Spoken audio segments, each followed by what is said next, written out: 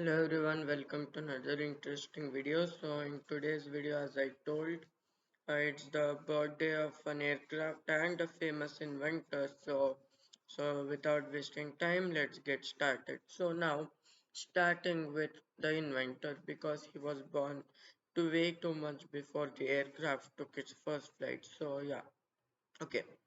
Now I'll talk a little bit about him. His name was David Warren. He was born on March 20th, so to celebrate his birthday, we are doing a video in his honor in on this YouTube channel. So now you may ask, as most of you have seen in my previous video, uh, big announcement. Yeah, so in that I mentioned that he contributed to the aviation industry by inventing the cockpit voice recorder and flight data recorder. So yeah, so now let's take a look into that. Okay. Now, before these aircraft cockpit voice recorders were invented, plane accidents were very hard to diagnose because there was no start to the puzzle and there was no end to the puzzle. So that's why it started bothering everyone, and this inventor took an ingenious idea of recording the conversations on a tape which is fitted to a box on the tail of the plane which could survive an impact up to 4,000 times the force of gravity. So which 4,000 times the force of gravity means the pressure which we feel here on earth is just 1 g, so which means 1 times the amount of gravity, but that thing is ready to withstand a force of 4,000 times the force of gravity. So this means a crash force it was designed to withstand a crash force, and it can be even set on fire, and trust me, it won't burn for at least 45 to 50 minutes. Yeah, because in those situations he designed it in a way that even if it got burned after those 45 to 50 minutes, the tape would be still okay, so that there would be no problem diagnosing the accident next. Now the flight data recorder. This we have talked about the cockpit voice recorder. Yeah. Now we can hear the conversation of the pilot, but we needed to know if there was any fault in the aircraft leading to that crash. So then what he decided was he designed another box which is called the flight data recorder, and then he he also installed a tape which electronically diagnosed what the aircraft and its systems related functions were doing. It includes everything, trust me, from the fuel control switches till the elevators. Yeah. And now let me tell you why it's located at the tail of the plane. Now see, when an aircraft crashes down, obviously the first thing to hit the ground is the nose. So you cannot place it on the nose because it will be gone instantly. But you may ask, it is built to withstand force of 4,000 pound times of gravity. Yes, it is.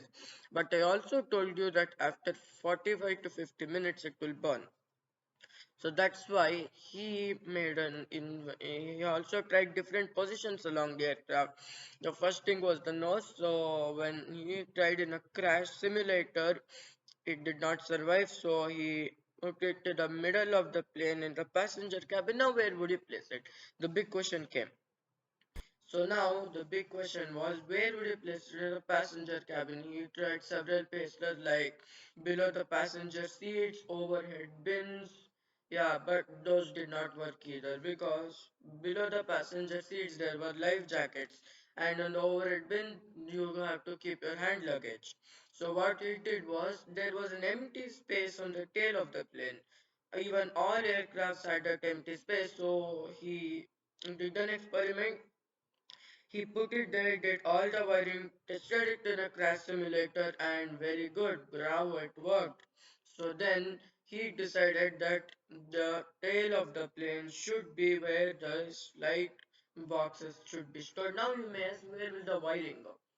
Now, if you are ever an engineer at, I don't know, like aircraft building manufacturer, you know that the wiring goes along the ceiling or either along the floor of the aircraft. So, but most of you do not know, I'll explain.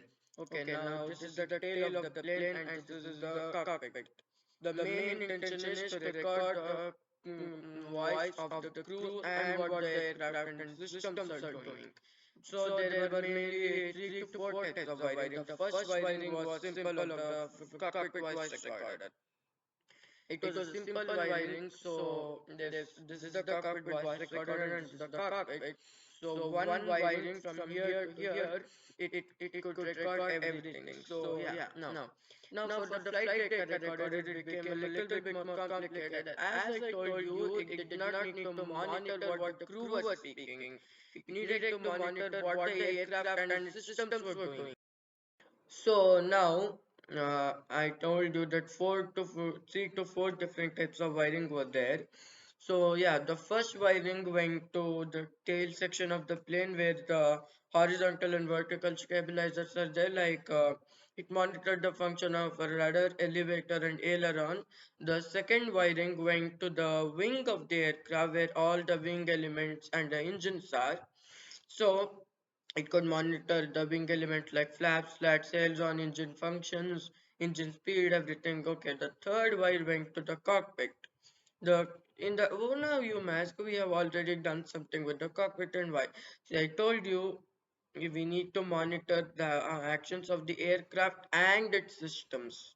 I've mentioned that clearly. So the third wire went into the cockpit and then it it it got separated by almost 25 to 30 different cables and they were manually connected to each system like side stick, yoke, everything. And now to the software. Now aircraft and its systems. We have done successfully of the aircraft. Now we need to go into its systems. So this is a big problem. But in those times software didn't even exist. As I've told you in my earlier video, my new 747-200 and its features, it did not feature a glass cockpit and a digital edge cockpit we are used to today. It featured an analog cockpit with gauges, dials, and similar to ship in 1900s. So yeah, that was not a problem. But when the software powered planes came, they actually had to program a new software for the cockpit voice recorder and flight data recording. In fact, actually they had to develop a newer type of black box so that so each of them could communicate and they could tell what the aircraft was doing. So now we have talked about this inventor and how he contributed. So now it's time to wish him a very happy birthday. But I'm sorry to tell you this, he is not alive today, but his invention and contribution to the aviation industry has helped us investigate aircraft accident. Now you may ask, now how will you locate those black boxes, you may ask? Okay, now there are some techniques to locate those boxes. So now this idea was also came by the inventor himself. So now, okay, if you have crashed on the land, it'd be quite easy because the wreckage is right there in front of your eyes and it's easy to search. But think of the same thing, the aircraft has crashed in the ocean or sea. Now, how will you locate it?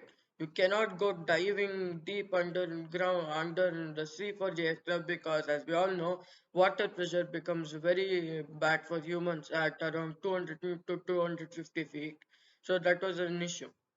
Now you may ask you why can't you go down a submarine or submersible and just pick the box? So now again, this was a problem because how would you even find where would it go if the wreckage was shattered for hundreds of miles?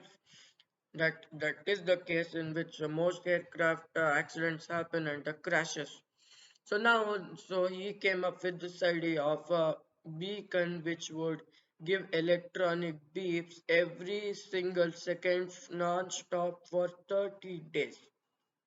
And he made the battery do that. He installed a very powerful battery in it so that the beacons could flash non-stop for 30 days.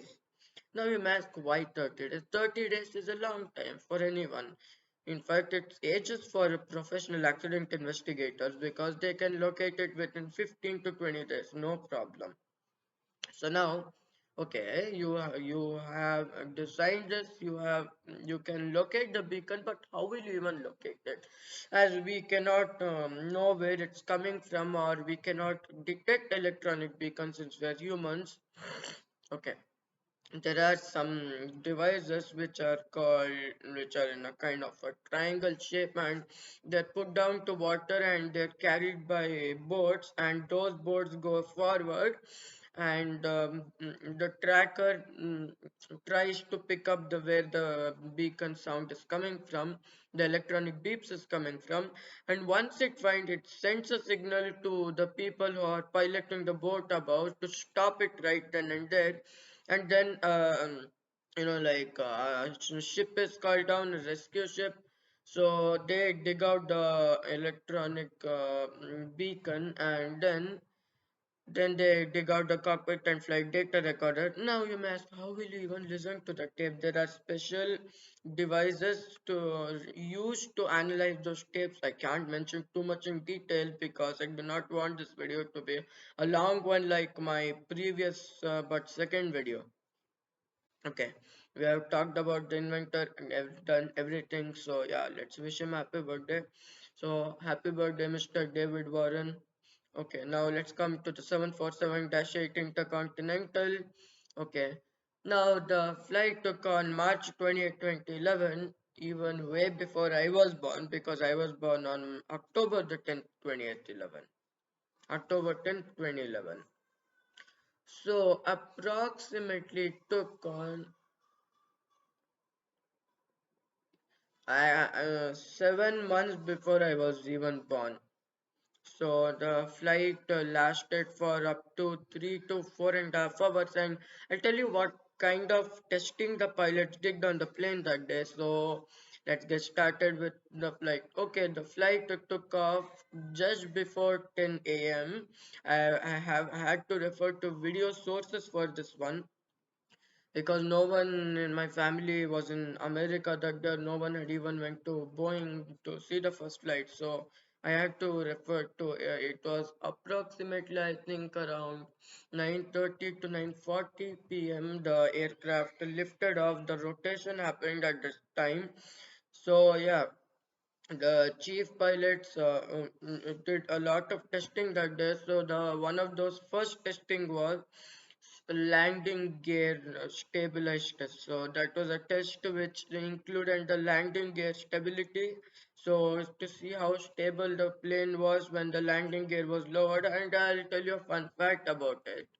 So when the landing gear was lowered, they did not retract it until 2 hours. And trust me, the plane took a lot of fuel to go with the drag of the undercarriage. So yeah, so the landing gear test went very well. So the next test was roll test. The roll test means exceeding the plane's bank angle and seeing if it would come back to its initial flight level automatically. It's not at all manual. It would why even do a test like that when you can put the plane over its limit, and then if you are capable of bringing it back, why even do the test at all? So that's why it was an automatic test. The pilots banked it to about 50 degrees, triggered the system, and the plane came back to its initial flight level. No problem. Okay, I can't mention all of the tests that took place because I told you the video won't to be that long. So yeah. So now the 747-8 Intercontinental has its landing gears, flaps, everything's up. It is flying like a normal plane now, and they did one of the last tests required to land down in Seattle. So that was the engine control test, and one of those complicated tests which you would do as a test pilot. So yeah, those complicated tests included pushing the engines to full at the same time and retarding the thrust levers at the same time, and then pushing two engines to full power while two engines are not at all in power at all. They switch it off, and And one more thing, they would push one engine to full power and shut down three other engines and see how the aircraft would fly. And the final, most complicated test in this variant of engine test was switching all the engines off and literally gliding for 2.5 minutes. So the aircraft successfully passed all the tests. They restarted those engines, came back, landed down safely. Yeah, so it was a very good first flight. So let's wish the 747-8 Intercontinental a happy birthday. So happy birthday 747-8 Intercontinental. So I hope you like the video and bye bye.